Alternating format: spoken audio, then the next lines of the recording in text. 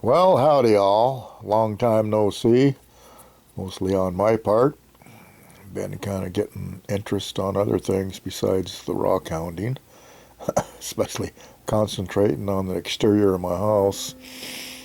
Got a lot of remodel to do on the outside, then we're going to start on the inside. So busy, busy, busy, then doing the gardening and everything. But a buddy of mine, Scott, and I went to a local rock show, and I usually don't buy anything at rock shows anymore, but these here caught my eye, so I had to purchase them. And I bought a spear point, pretty reasonably priced, but kind of a crude point. But I'm gonna make a spear. I already got a shaft and everything, big long stick. I'm gonna incorporate this onto the shaft, make myself a spear shaft. Put all the Native American colors on it and stuff, and leathers and feathers and all of that. That should turn out pretty good. And if it does what I want it to do, I got another exceptionally piece of spearhead that a buddy of mine from Alabama had napped for me. He wants me to put it in, make a spearhead out of that. And I'm kind of reluctant because I want to practice, and this would be a good practice one here. If it turns out good, I'll do the other one, then I'll have a really nice point for display. But yeah, this one ain't bad. For the price of it, pretty reasonable. I'm sure they got a bunch of people somewhere knocking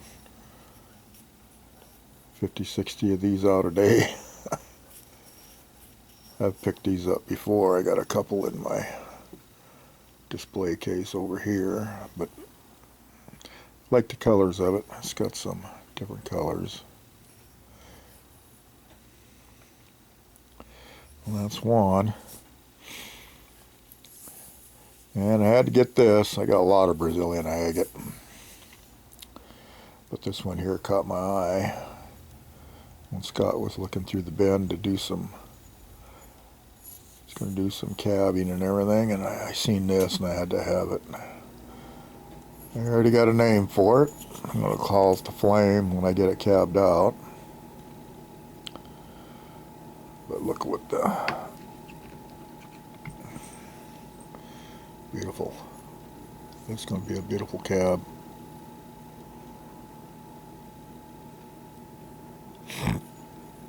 Going to be a beautiful cab.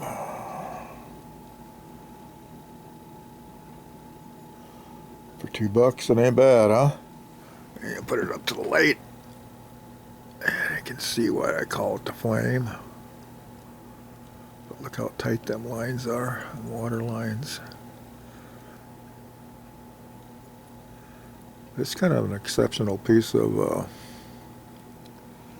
Brazilian agate too. I've cut a lot of Brazilian agate, lost count.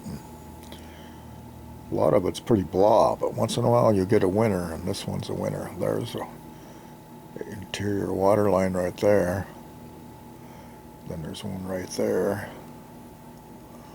Yeah, that went through. That's a pretty nice piece. So that's going to be another project. So that was worth a little couple dollar investment. And I got what they call Forite. And Forite is a paint. And instead of me explaining it to you, I'm going to read it off up here, give you an explanation what Forite is. Forite, also known as Detroit agate or Motor City agate, is a lapidarious term for polished pieces of finely layered paint masses from automotive factories. The masses consist of automotive paint which has been hardened significantly to be cut and polished.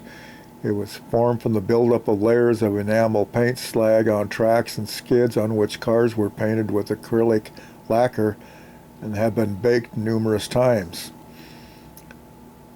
The material has been upcycled into jewelry. Some sources clarify Forite as a mineral. Forite is notable for the way it displays the history of the American automotive industry. Both illustrate the changing colors of car paint, as well as the transformation and disappearance of the Ford Motor Factories in Detroit. And I'm calling this an investment. This costs a lot of money, both of them together. Got a pretty good deal, though. I bought this one, and he threw this one in because he knew I was going to make an investment. But look at the different layers of paint. I'm going to say, oh, there's got to be at least 100 layers of different colors of paint in there. And what you do is you get on your wheels and you cut down into the paint, and you're going to get your different colors. You got blues, whites, reds, dark blues, different. You got maroons, you got black, you got white. I mean, there's greens, there's purples, and who knows what's on this one. But this one here is going to be fun to work. I should be able to get quite a few out of him. But yeah, this is on the rails. Here's, you can see where it got taken off the rail. That's a lot of buildup. Let's see if I can get it wet. Kind of show you. That's kind of what it looked like when it get polished. But this will be all changed out because I'm not going to stick to this pattern. It's just a pattern to show you that there was colors in it. But I've worked for Forite. I got some Forite in the shop, but it's much smaller than these two pieces here. And just extraordinary colors. I call them hippie cabs when I get done with them. Kind of psychedelic. But this is the one I invested in. And the reason I say invested is I'm not going to tell you what I paid for it. People think I'm nuts, but this is, see the slide rail on this? This is not as thick as the other one is, but look how many layers are in there. There's got to be, oh, I'm going to say 50 layers, 40 layers of paint. And each layer has been baked in acrylic paint.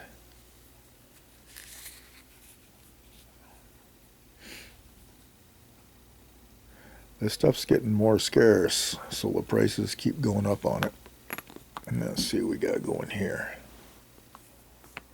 Get this all wet here, but look at the different colors in this one here. I can't even count the different colors, but they got your reds, blues. Thought I seen some purple in there too. Black, silvers. Of course, the exterior of the red.